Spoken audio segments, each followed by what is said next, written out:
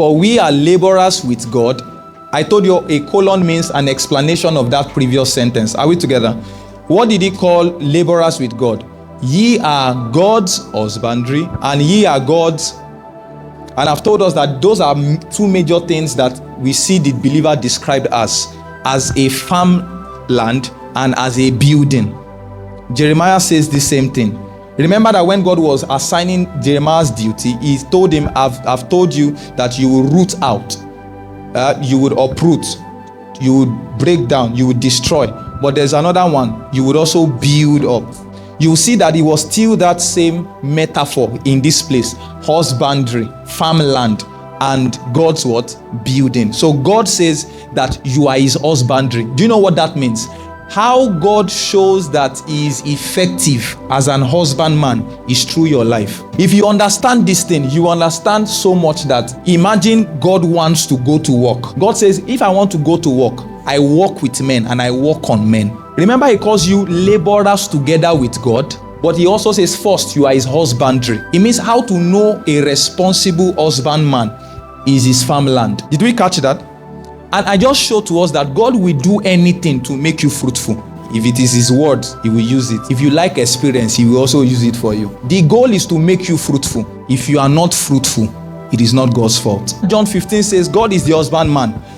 Imagine God has a farmland and is the husbandman, and some part of it are still not fruitful. Did you catch that?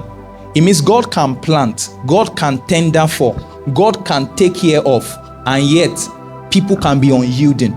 So when you see people that are not bringing forth fruit, it's never God's fault. In fact, I can tell you that God will channel exactly the same thing God is channeling to A, is channeling to B. It is how we maximize what God gives that shows our level of yieldedness.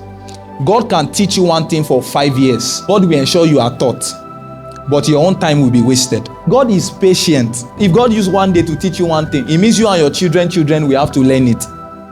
That's why you will see that the curriculum God ran with Abraham was 3 generations. Abraham, Isaac, and Jacob. They had to learn it. And that's why the entire Israel, when they want to make reference, they make reference to the 3 of them. Because what God did in Abraham, he continued in Isaac, he continued. Some of us are continuing somebody's curriculum. We've not even started our own. And I found out that sometimes that's why before you get what is yours, you must learn of what was preceding you. God told Jacob, go back to Bethel. I've dealt with Abraham on that subject matter. You don't have, and this is one funny thing about God. When God has taught your predecessors, he expects that you learn from their lesson. But you can decide that you want to learn the lesson all over again. That's how God intends, that he teaches a man, and through that man, he teaches the next generation. If that man fails, you would have to learn the lesson from that man. Are we still together? Sometimes we can have carryovers of dealings. This is why you see God dealing with a man like he's dealing with an entire nation. So that when God wants to deal with Israel, he says, look at Abraham from the rock where you are healed from, and Sarah, your mother. There are certain people you can't look down on them. They are your father in the spirit. Your lessons are hidden in their life. They are like scrolls. God kept them for you. So I've showed us that God is the first husbandman, and man is a derivative of God. Everything God is in his nature, God intends that we also come into it. Are we together? God is Father. He also calls certain people Father. Are we together? God is, I hope you know that there is the motherhood side of God. Father means source. God is not just source. God is also sustainer. So the fatherhood dimension of God is source. That's where you are healed from. But it is the motherhood dimension of God that sustains you. That's why it's called the multi-breasted God, El Shaddai. Man and woman came from, that's why God is neither male nor female. God is spirit, but we got our different nature and our biology from him. That some of us are men, some of us, and that's why man will always need woman. So God is Haba, my source, but God is also my sustainer.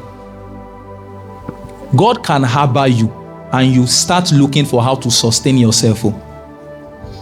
It means you have not learned of drinking from the breast milk that comes from God. God also wants us to be like him. In fact, that's how he wired us, to be like him. Let us make man in our image.